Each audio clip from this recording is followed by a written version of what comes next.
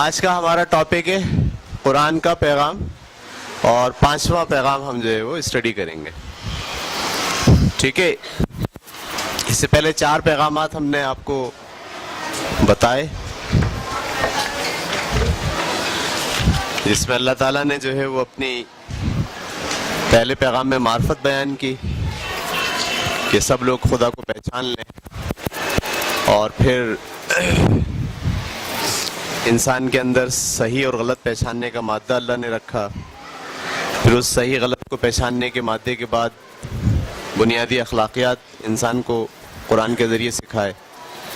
اور پچھلے لیکچر میں ہم نے ڈسکس کیا کہ نبیوں کو اللہ تعالیٰ نے کیوں بھیجا دنیا میں، اور کتابیں جو ہے وہ کیوں نازل ہوئی.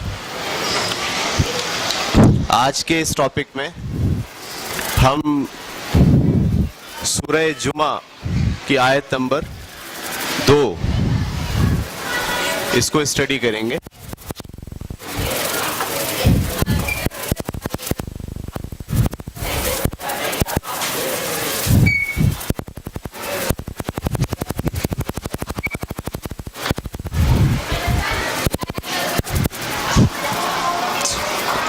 ٹھیک ہے، سورہ جمعہ کی آیت نمبر 2 کو ہم اسٹڈی کریں گے.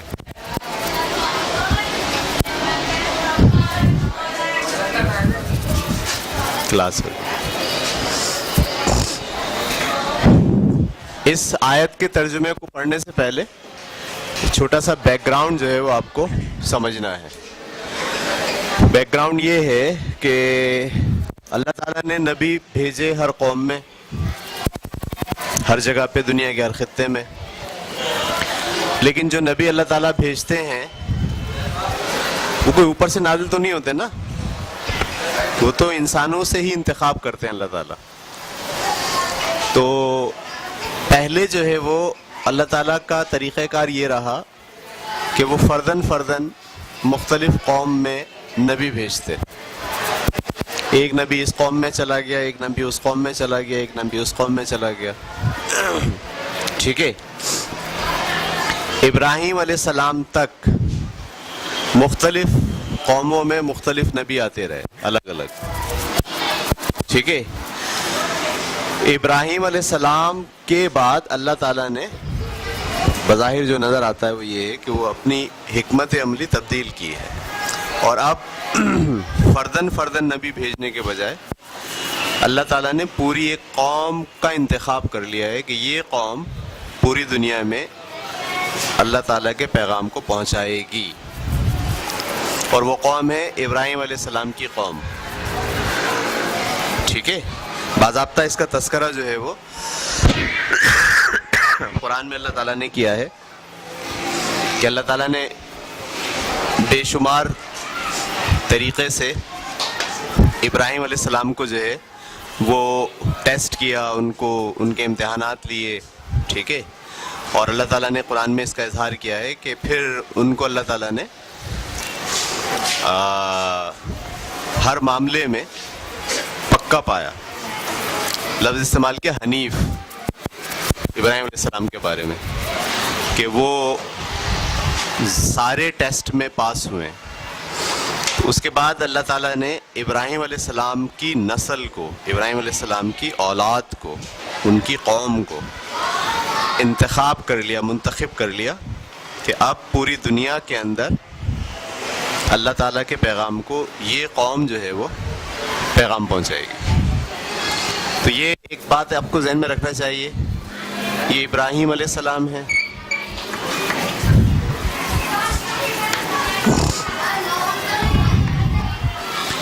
ابراہیم علیہ السلام کے 2 بیٹے تھے، ایک حضرت اسحاق علیہ السلام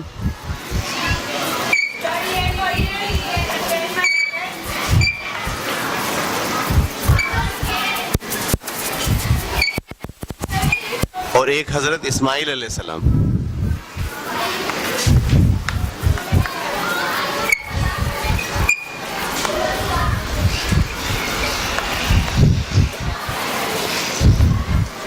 حضرت ابراہیم علیہ السلام کے کتنے بیٹے ہیں؟ 2. ایک حضرت ایک حضرت اسحاق علیہ السلام اور ایک حضرت اسماعیل علیہ السلام. حضرت اسحاق علیہ السلام کو اللہ تعالیٰ کے حکم سے انہیں کنعان کے علاقے میں یا موجودہ فلسطین کے علاقے میں ان کو بسایا گیا. اور حضرت ابراہیم علیہ السلام کو عرب کے علاقے میں بسایا گیا. حضرت اسحاق علیہ السلام کو اور ان کی اولادوں کو زمین کے ایک حصے میں بسایا گیا، بھیجا گیا کہ یہاں آپ کو اللہ کے پیغام کو پہنچانا ہے. اور حضرت اسماعیل علیہ السلام کو زمین کے ایک حصے میں بسایا گیا. اچھا، حضرت اسحاق علیہ السلام کی اولادوں میں بے شمار نبی آئے. خود حضرت اسحاق علیہ السلام نبی، حضرت موسیٰ علیہ السلام، ٹھیک ہے، اور بھی بے شمار. اس سلسلے کے آخری نبی حضرت عیسیٰ علیہ السلام آئے. یہ سارے اس خاندان میں یا اس نسل میں، اس اولاد کی نسل میں سارے نبی پیدا ہوتے رہے. اس کو بنی اسرائیل کہا گیا. کیا کہا گیا؟ بنی اسرائیل. اور تقریباً 2000 سال تک ان کو یہ اعزاز حاصل تھا کہ پوری دنیا پر اللہ تعالیٰ کے پیغام کو پہنچانے کی ذمہ داری بنی اسرائیل پر ڈالی تھی. اور ان کو اعزازات بھی دیے تھے، حکمرانی بھی دی تھی، دولت بھی دی، حکمت بھی دی، کتابیں بھی نازل ہوئیں، بہت سارے نبی بھی آئے ان کی اولادوں میں. صحیح ہے. جبکہ حضرت ابراہیم علیہ السلام جو پیغمبر تھے، جو عرب میں آ کے آباد ہوئے، ان کی نسل میں 2000 سال تک کوئی نبی نہیں آیا. ٹھیک ہے، یہ اللہ تعالیٰ کی حکمت ہے اس میں. اچھا، ان کی جو نسل ہے جس میں حضرت موسیٰ علیہ السلام بھی آئے اور توریت کی کتاب بھی لے کر آئے، بائبل، تو ان کی جو قوم بنی انہیں یہودی کہا گیا. کیا کہا گیا؟ یہودی. تو یہودی جو ہے وہ فخر کرتے تھے کہ ہماری خاندان میں سارا علم ہے، نبوت ہے، رسالت ہے، ہم دنیا پر حکمران ہیں، ہم دنیا کی کو جنت میں لے جانے والے ہیں. یہ ان میں یہ فخر پیدا ہو گیا تھا یہودیوں میں آگے جا کے، بنی اسرائیل. اچھا، ان کے پاس کیونکہ کتابیں بھی نازل ہو رہی ہیں، نبی بھی آ رہے ہیں، اللہ کا پیغام بھی آ رہا ہے، تو یہ ساری قوم جو بنی اسرائیل تھی وہ اس قوم کو، ان کی بھی نسلیں تو چلی رہی ہیں آگے، لیکن ان نسلوں میں نہ کوئی پیغمبر ہیں، نہ کوئی نبی ہیں، نہ کوئی کتاب ہے. تو یہ لوگ ان کو امی کہتے تھے. امی کیا کہتے تھے؟ امی کا مطلب ہوتا ہے جاہل،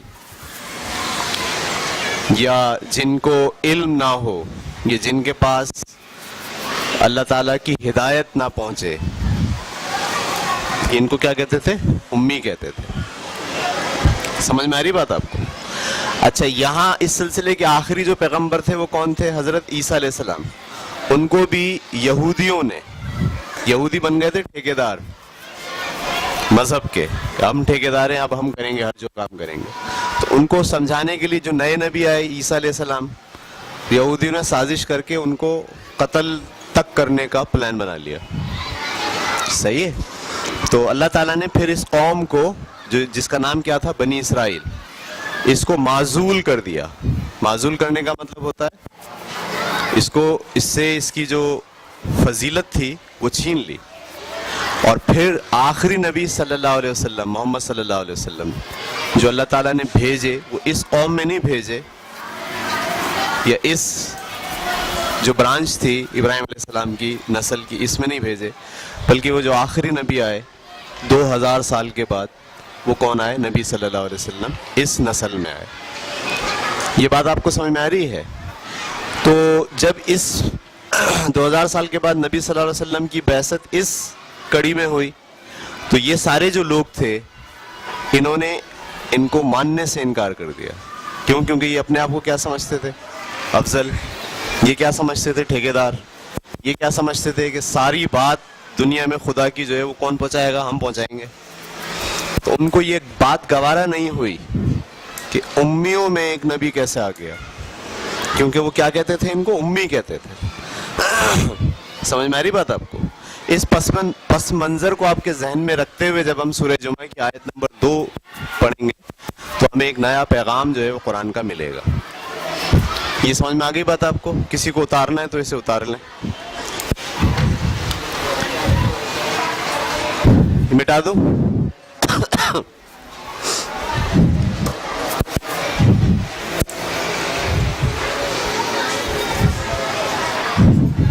اب میں یہاں سورہ جمعہ کی آیت نمبر 2 کا ترجمہ لکھ رہا ہوں.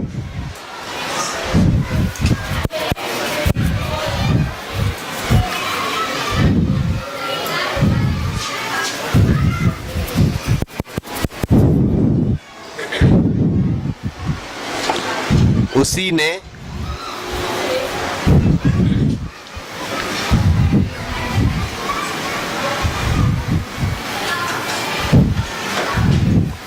امیوں کے اندر ایک رسول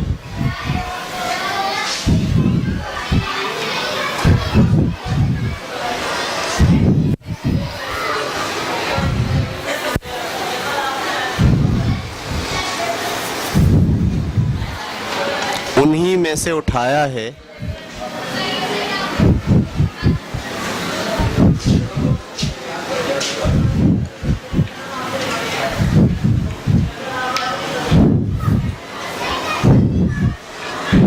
اسی نے امیوں کے اندر ایک رسول انہی میں سے اٹھایا ہے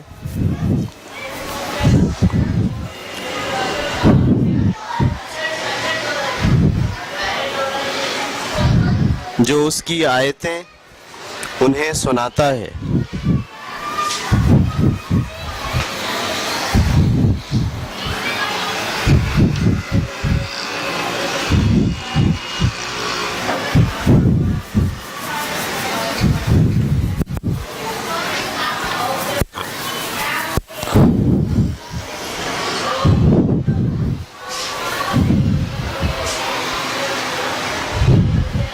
انہیں سناتا ہے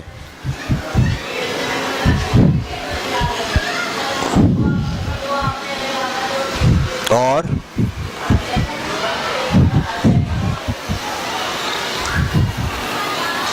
ان کا تزکیہ کرتا ہے.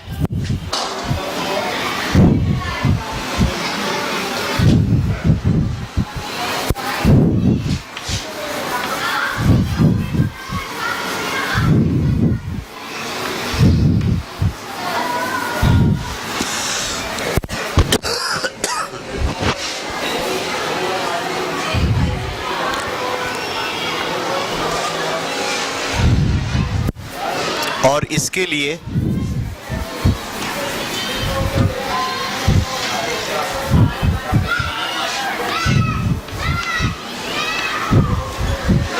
انہیں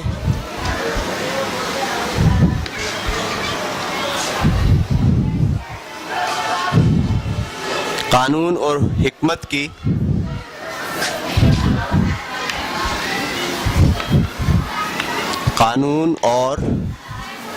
حکمت کی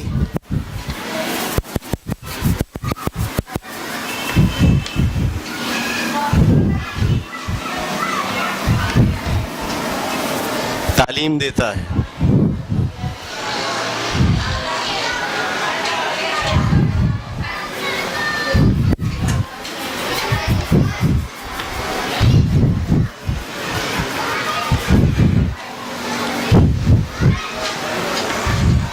حقیقت یہ ہے کہ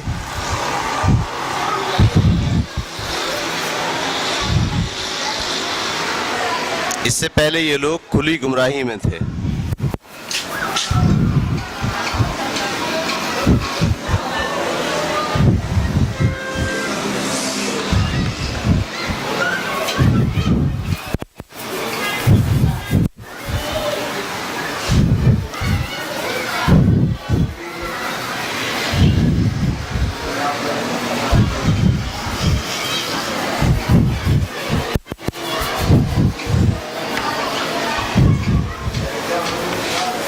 اس سے پہلے یہ لوگ کھلی گمراہی میں تھے.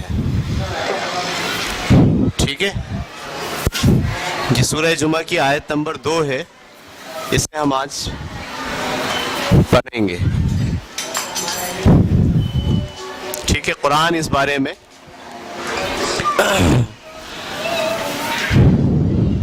حضور صلی اللہ علیہ وسلم کے بعثت کا سبب, وجہ اس کو بیان کرتا ہے کہ آپ صلی اللہ علیہ وسلم کو کیوں بھیجا, یا آپ صلی اللہ علیہ وسلم کو کیوں رسول بنایا. ٹھیک ہے. تو دیکھیں لکھا ہے اسی نے, اسی کا مطلب اللہ نے. اصل میں جو پہلی آیت ہے اس میں اللہ کا تذکرہ ہے, تو جب آپ اس آیت کو جوڑ کے پڑھیں گے تو آپ کو پتہ جائے گا اسی کا مطلب کیا ہے, اللہ نے. اسی نے امیوں کے اندر, آپ کو پتہ لگا امی کون ہے.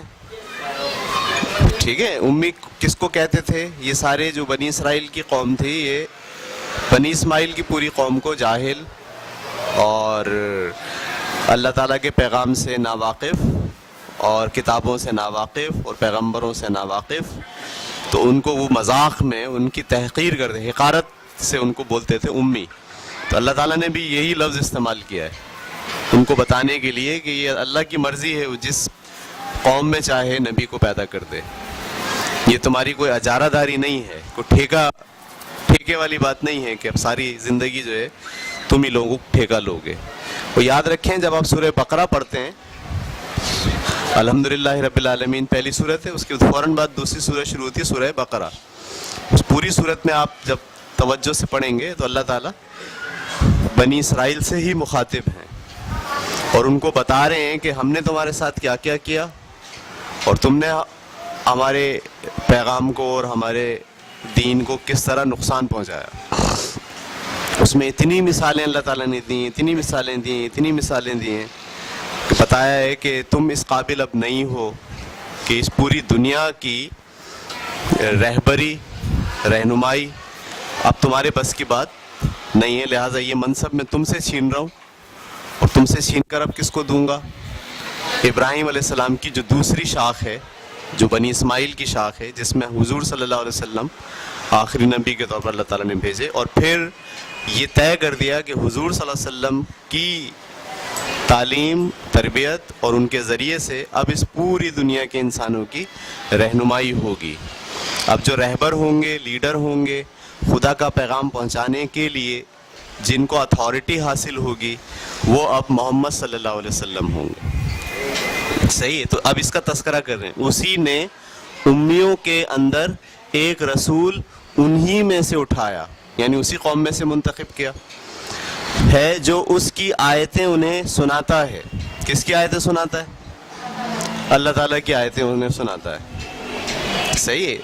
اصل میں جو پہلے کتابیں نازل ہوئیں بنی اسرائیل میں, اس کتابوں میں باضابطہ یہ بات بیان کی گئی تھی کہ ایک نبی آنے والا ہے, اللہ تعالیٰ اپنا کلام اس نبی کے منہ میں ڈالے گا, ایسے وہاں تذکرہ ہے, اور وہ اللہ کا نام لے کے اللہ تعالیٰ کی بات لوگوں کو بتایا کرے گا. تو حضور صلی اللہ علیہ وسلم بھی جب بتاتے تھے تو سب سے پہلے کہتے تھے بسم اللہ الرحمن الرحیم, اللہ تعالیٰ کے نام سے شروع کرتا ہوں, اور پھر اللہ تعالیٰ کے کلام کو لوگوں کے سامنے پیش کرتے تھے. تو یہاں یہی ہے, جو اس کی آیتیں انہیں سناتا ہے, یہ دونوں کو بتا رہے ہیں, ان کو بھی بتا رہے ہیں. ان کو بتانے کا مطلب ان کو یاد دلا رہے ہیں, تمہاری کتابوں میں یہ بات لکھی ہے, نئی بات نہیں بتا رہے. اور ان کا تزکیہ کرتا ہے. یہ جو لفظ ہے تزکیہ, اس کو بہت اچھے طریقے سے سمجھنے کی ضرورت ہے. حضور صلی اللہ علیہ وسلم اللہ تعالیٰ کی آیتیں لوگوں کو سنا رہے اور کیا کر رہے ہیں, ان کا تزکیہ کر رہے ہیں. تزکیہ کے معنی ہوتے ہیں پاکیزگی, پاک صاف کرنا. جو اندر اور باہر آلائشیں ہیں, آلودگیاں ہیں, ان کو ختم کرنا. صحیح ہے. باہر کی آلودگی کیا ہے؟ میل کچیل, گندگی, ناپاکی, ٹھیک ہے, حرام کھانا, ٹھیک ہے, یہ سب کیا ہے؟ باہر کی آلودگی ہے. اور اندر کی آلودگی کیا ہے؟ تکبر, نفرت, غصہ, غیبت. صحیح ہے. یہ سب کیا اندر کی آلودگی ہیں. تو جو نبی آئے ہیں وہ کیا کر رہے ہیں؟ وہ انسانوں کا تزکیہ کر رہے ہیں, انہیں پاکیزہ بنا رہے ہیں. پورا جو دین ہے, اگر ہم اس کو بغور مطالعہ کریں اور اس پر غور کریں کہ اس کا مقصد کیا ہے, یہ چاہ کیا رہا ہے آپ سے, تو آپ کے پاس یہی لفظ باہر نکل کے آئے گا جس کے معنی کیا ہیں؟ تزکیہ، کہ پورا دین آپ کو پاکیزہ بنانا چاہتا ہے. اور اس میں بڑی اسکیم اللہ تعالیٰ کی ظاہر ہوتی ہے، وہ یہ کہ اس نے جو ہے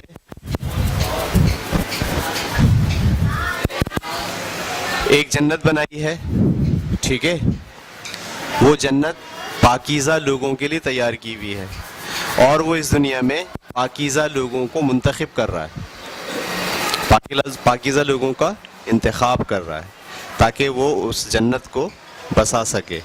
اس دنیا کے خاتمے کے بعد یہاں کے وہ سارے لوگ جن کو تزکیہ حاصل ہو گیا، جو پاکیزہ ہو گئے، جن کا نفس بھی پاکیزہ ہے اور جن کا ظاہر بھی پاکیزہ ہے، ان کو اسے بسانا ہے ایک نئی دنیا میں. اس کے لیے اس نے دنیا میں پیغمبر بھی بھیجے ہیں، اور آخری نبی صلی اللہ علیہ وسلم جو پیغمبر آئے ہیں ان کا کام کیا ہے؟ وہ آیتیں پڑھ کے سناتے ہیں اور کیا کرتے ہیں؟ لوگوں کا تزکیہ کرتے ہیں، ان کو پاکیزہ بناتے ہیں. جتنی تعلیم دیتے ہیں، جتنی تربیت کرتے ہیں، ان سب کا بنیادی مقصد کیا ہوتا ہے؟ پاکیزگی اختیار کرنا، چاہے وہ اندرونی ہو چاہے وہ ظاہری ہو. اور اس کے لیے یعنی پاکیزہ بنانے کے لیے وہ کیا کرتے ہیں؟ انہیں قانون اور حکمت کی تعلیم دیتا ہے. قانون بتاتے ہیں، شریعت، حرام یہ ہے، حلال یہ ہے، جائز یہ ہے، ناجائز یہ ہے. صحیح، دین میں یہ باتیں فرض ہیں، یہ لازمی کرنی ہے، والدین کا خیال ایسے رکھنا ہے، قانون یہ ہے، وراثت ایسے تقسیم ہوگی. کیا کرتے ہیں؟ انہیں قانون اور حکمت کی تعلیم دیتا ہے. حکمت کا مطلب ہوتا ہے اخلاق اور عبادات. سمجھ میں آ رہی بات آپ کو؟ اخلاق اور عبادات، ایمان بھی کہہ لیں آپ اسے، ایمان و اخلاق. تو حضور صلی اللہ علیہ وسلم جو کام کر رہے ہیں وہ کیا کر رہے ہیں؟ جو اس کی آیتیں انہیں سناتا ہے اور ان کا تزکیہ کرتا ہے. یہ تزکیہ کرنے کے لیے کیا کرتے ہیں حضور صلی اللہ علیہ وسلم؟ انہیں قانون اور حکمت کی تعلیم دیتے ہیں. قانون کا مطلب شریعت بتاتے ہیں، پاکی ناپاکی، حرام حلال، جائز ناجائز، اس کی تعلیم دیتے ہیں. اور حکمت کا مطلب ایمان اور اخلاق. صحیح ہے، بنیادی اخلاقیات سے اور جو اخلاقیات پیدا ہوں گے اس کی تعلیم دیتا ہے. یہ بات آپ کی سمجھ میں آ گئی؟ اس آیت میں حضور صلی اللہ علیہ وسلم کا کام بھی ڈیفائن کر دیا گیا ہے کہ جو نبی بھیجے گئے ہیں، جو رسول ان کی طرف بھیجا گیا ہے، وہ دراصل کرتے کیا ہیں؟ وہ خدا کی آیتیں پڑھ کر سناتے ہیں تاکہ لوگوں کا کیا ہو جائے؟ تزکیہ ہو جائے. اور تزکیہ کرنے کے لیے وہ دو طرح کی تعلیم دیتے ہیں، ایک قانون کی، قانون کا مطلب شریعت کی، اور دوسرا ایمان و اخلاق کی، جس کو آپ بولتے ہیں حکمت کی تعلیم دیتا ہے. یہ بات آپ کے سمجھ میں آ گئی؟ حقیقت یہ ہے کہ اس سے پہلے یہ لوگ کھلی گمراہی میں تھے. کون لوگ؟ بنی اسماعیل کی پوری قوم. اس سے پہلے یہ لوگ کھلی گمراہی میں تھے. کھلی گمراہی کا مطلب یہی ہے نا کہ ان کے پاس کوئی نبی نہیں آیا، ان کو کوئی پیغام اللہ کا نہیں پہنچا، کوئی کتاب ان تک نہیں پہنچی. تو یہ جو پورے 2000 سال تک جو لوگ تھے یہ کھلی گمراہی میں تھے. اب ان کے پاس ایک نبی آ گیا ہے جو کیا کرے گا؟ خدا کی آیتیں انہیں سنائے گا، خدا کا پیغام پہنچائے گا، اور ان کا کیا کرے گا؟ تزکیہ کرے گا، انہیں پاکیزہ بنائے گا. اور پاکیزہ بنانے کے لیے وہ کیا کرے گا؟ قانون کی تعلیم دے گا، انہیں شریعت بتائے گا. اور حکمت کا مطلب ایمان اور اخلاق، اس کی وہ تربیت کرے گا. تو اگر آپ پورے مذہب کو دیکھیں غور سے، پورے دین کو دیکھیں تو وہ دو حصوں پر مشتمل ہے، ایک شریعت اور ایک حکمت یا ایمان و اخلاق. شریعت میں سارے اصول آ جاتے ہیں. صحیح ہے، یعنی جب آپ ایمان و اخلاق کو پابند کر دیں، اگر اللہ تعالیٰ اخلاقیات کی پابندی لگا دیں، لازمی، آپ پہ نہ چھوڑیں بلکہ لازمی لگا دیں، تو پھر وہ شریعت بن جاتی ہے. حرام کھانا، صحیح ہے، کتے کا گوشت ہم نہیں کھاتے، شیر ہم نہیں کھاتے، چیل کوے ہم نہیں کھاتے. ایسا ہی ہے نا، کیونکہ ہمیں یہ پتہ ہوتا ہے کہ یہ درندے ہیں، درندوں کا گوشت کھانا ٹھیک نہیں ہے. صحیح ہے. تو سور کا گوشت کھانا حرام ہے. سور کے بارے میں ہم فیصلہ نہیں کر پا رہے، انسان نہیں کر پاتا، کیونکہ وہ گائے بکریوں کی طرح گھاس کھاتا ہے, چارہ کھاتا ہے, اور کبھی کبھی وہ شکار کر کے جانور کو چیر پھاڑ کے اس کا گوشت بھی کھاتا ہے. تو اب یہ جو کیفیت ہے اس میں ہم انسان فیصلہ نہیں کر پاتے, تو اللہ تعالیٰ پھر شریعت بتا دیتے ہیں, قانون بتا دیتے ہیں. قانون کے اندر وہ باضابطہ کہہ دیتے ہیں کہ بھئی یہ 4 چیزیں حرام ہیں. انسان سور کا گوشت کھانا حرام ہے, شراب حرام ہے, صحیح ہے, غیر اللہ کا ذبیحہ حرام ہے, یعنی آپ نے کوئی جانور ذبح کیا اور اس پہ اللہ کا نام نہیں لیا, وہ حرام ہو گیا. اور چوتھی چیز خون حرام ہے. خون چاٹتے ہیں آپ, اکثر لوگ پہلے زمانے میں خون چاٹتے ہیں, ابھی بھی میں نے دیکھا بہت سے لوگ اونٹ کے خون کو بڑا متبرک سمجھتے ہیں, اس کو جسم پہ بھی لگاتے ہیں, بعض لوگ پینے کی بھی کوشش کرتے ہیں, لیکن اللہ تعالیٰ نے باضابطہ طور پر کہہ دیا کہ یہ حرام ہے 4 چیزیں. تو یہ جو بات اللہ تعالیٰ طے کر دیں فائنل, ٹھیک ہے, وہ ہوتی ہیں جس کو انسان سمجھ نہیں پاتا خود سے, ٹھیک ہے. تو اسے آپ کہتے ہیں قانون. گھریلو زندگی میں طلاق کیسے دینی ہے, یہ اللہ تعالیٰ نے اس کا پورا طریقہ متعین کر دیا ہے. جب کوئی باپ مر جائے تو اس کی جو وراثت ہے, یعنی اس کے جو پیسے ہیں, دولت ہے, یہ کیسے تقسیم ہوگی, یہ اللہ تعالیٰ نے قانون بتا دیا ہے. تو جو قوانین اللہ تعالیٰ نے فکس کر دیے ہیں لازمی, اسے آپ کیا کہتے ہیں, قانون یا شریعت. اور باقی چیزیں جو آپ کے بنیادی اخلاقیات کے ساتھ جوڑ دی ہیں اور عبادات کے ساتھ جوڑ دی ہیں, اسے کیا کہا جاتا ہے, حکمت. صحیح. تو حضور صلی اللہ علیہ وسلم دنیا میں جو اس آیت سے جو ہم بات نکال رہے ہیں وہ یہ ہے کہ نبی صلی اللہ علیہ وسلم کی بعثت کا جو مقصد ہے وہ کیا ہے, انسانوں کا تزکیہ کرنا, انہیں پاکیزہ بنانا. صحیح. ان کا مقصد یہ نہیں ہے کہ کوئی حکومت بنا لیں اور ہم پوری دنیا پہ قبضہ کر لیں, ٹھیک ہے, اور ہم لوگوں کو جو ہے وہ سب کو زبردستی مسلمان کرنا شروع کر دیں. یہ مقصد نہیں ہے. مقصد یہ ہے کہ تزکیہ کیا جائے. ٹھیک ہے بھائی. اب ہم اس کو پورے ترجمے کو رواں پڑھتے ہیں اور سمجھنے کی کوشش کرتے ہیں. اسی نے امیوں کے اندر ایک رسول انہی میں سے اٹھایا ہے جو اس کی آیتیں انہیں سناتا ہے اور ان کا تزکیہ کرتا ہے اور اس کے لیے انہیں قانون اور حکمت کی تعلیم دیتا ہے. حقیقت یہ ہے کہ اس سے پہلے یہ لوگ کھلی گمراہی میں تھے یا مبتلا تھے. یہ بات کلیئر ہو گئی. اگر آپ اس بیک گراؤنڈ کو ذہن میں رکھیں گے تو یہ بات آپ کو سامنے آ جائے گی. تو سورہ جمعہ کے اندر جو پیغام ہمیں دیا گیا ہے وہ پیغام یہ ہے کہ نبی صلی اللہ علیہ وسلم رسولوں کے سلسلے کے اور نبیوں کے سلسلے کے آخری نبی ہیں, اور ان کو اللہ تعالیٰ نے ابراہیم علیہ السلام کی قوم ہی کی دوسری شاخ بنی اسماعیل سے, بنی اسرائیل سے نہیں, بنی اسماعیل سے ان کا انتخاب کیا ہے اور ان کو آخری نبی کے طور پر منصب پر فائز کیا ہے. ٹھیک ہے. اور ان کی ذمہ داری کیا ہے, وہ کیا کام کرتے ہیں, وہ لوگوں کا تزکیہ کرتے ہیں. اس کے لیے قرآن مجید ان کو سناتے ہیں اور اس کے لیے انہیں شریعت بتاتے ہیں اور اس کے لیے انہیں ایمان اور اخلاق کی تعلیم دیتے ہیں. یہ کام حضور صلی اللہ علیہ وسلم کرتے ہیں. اور یہ کام اس قوم میں, کیونکہ پہلے کوئی نبی نہیں آیا, اس قوم میں بہت عرصے تک کوئی کتاب نازل نہیں ہوئی, لہٰذا اس قوم کے اندر بہت سارے لوگ کیا ہیں, کھلی گمراہی میں مبتلا ہیں. وہ اپنے طور پر سمجھتے ہیں جو دین ہے انہوں نے اپنے دین ایجاد کیے ہوئے ہیں.